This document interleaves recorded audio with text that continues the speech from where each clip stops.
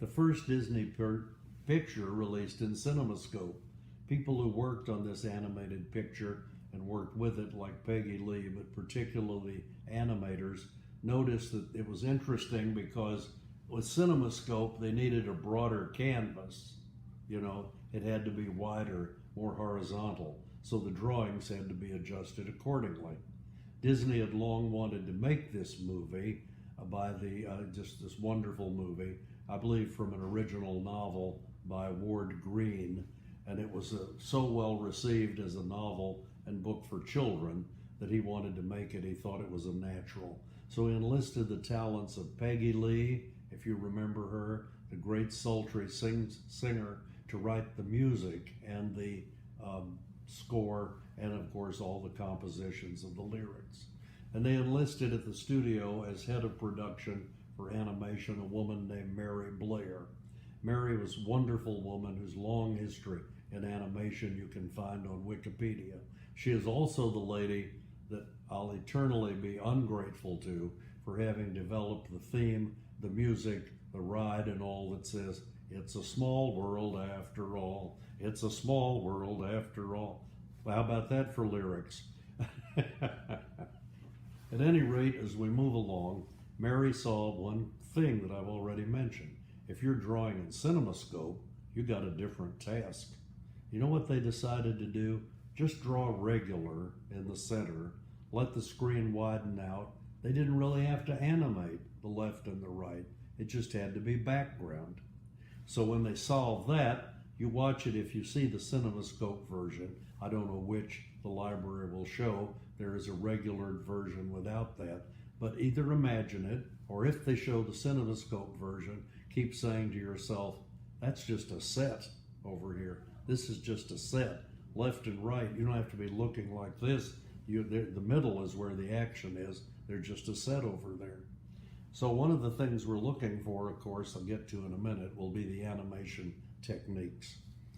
A Lady and the Tramp. I'm most often asked by people, we showed this wonderful film back in 2010, but I thought it was worth an encore. People say to me, first off, why is that a Christmas movie, Dr. Rhodes?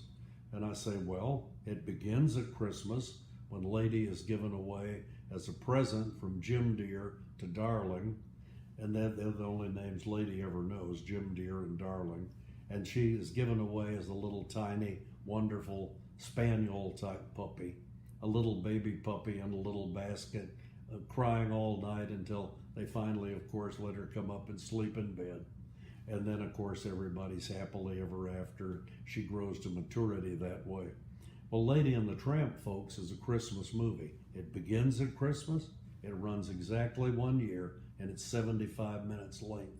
And then it adjourns at Christmas the next year, and we've learned all that happened, and we've learned that there are now one tramp and I think 3 little ladies, all looking like mom and dad, and all decked out for Christmas, and Tramp has a happy home, and we fade in the very beginning for the movie, fade into the gentle, peaceful, tranquil community, the Victorian house, with the choir singing peace.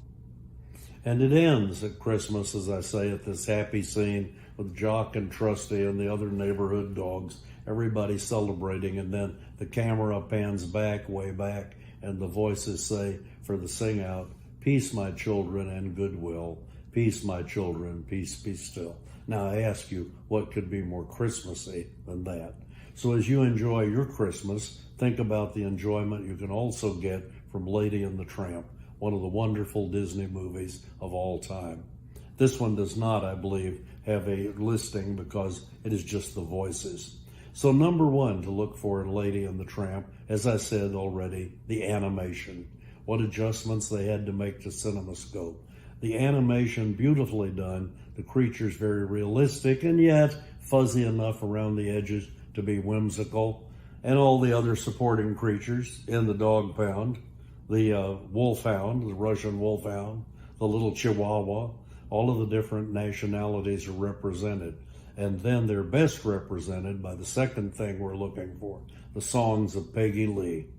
For this movie, she wrote wonderful songs, including, you'll see them, Bella Notte, This Is the Night, It's a Wonderful Night. It's the beautiful Bella Notte, with the most famous of all the scenes. They're sharing dinner in the backyard garage alley of an Italian restaurant favorable to dogs. And Tony has just thrown out a big bone, and Joe, his assistant, says, "What'll you have tonight?" Tramp says, "Woof, woof, woof, woof, woof, woof, woof, woof, woof." He says, "Okay, Joe, that's spaghetti and a meatballs." Joe says, "Tony, dogs don't talk." "He doesn't talk to me." And so they get their spaghetti and meatballs, and once they start, Tony and Joe come out with accordion and dancing and singing Bella Notte. But the most famous scene right there is the moment people remember, and usually depicted in photographs, where Tramp chases the meatball over with his nose until it reaches Lady, who can have the last meatball. Hearts melt, everything melts, and it's just a wonderful, wonderful star-studded night. Then so the music of Peggy Lee, undeniable. The third thing is what I call the art design of the film. The Victorian homes, the Aunt Sarah, the Siamese cats, who because of current values are no longer exactly, they're not objectionable, but we don't characterize nationalities anymore. They have a song that I know is a favorite of some people about, "We are Siamese if you please, we are Siamese if you don't please." And while Jim Deere and Darling are gone, Aunt Sarah, as played by the voice of Verna Felton, has been sent to take care of Lady and brings her cats. Mayhem ensues, the goldfish gets out of the bowl, and that precipitates Lady running away and all the rest. So the art design of the film. Look for the scenes at the zoo where she gets a muzzle, Aunt Sarah does, put on Lady, and Lady escapes, and Tramp says, "We'll get that off." They go to see who at the zoo could get it off. First, they look at the alligator. "Sure." "Well, you're not going to use him." And others, the monkeys, they don't know what's going on. And the hyenas just laughing till they find a beaver with a voice by Stan Freberg.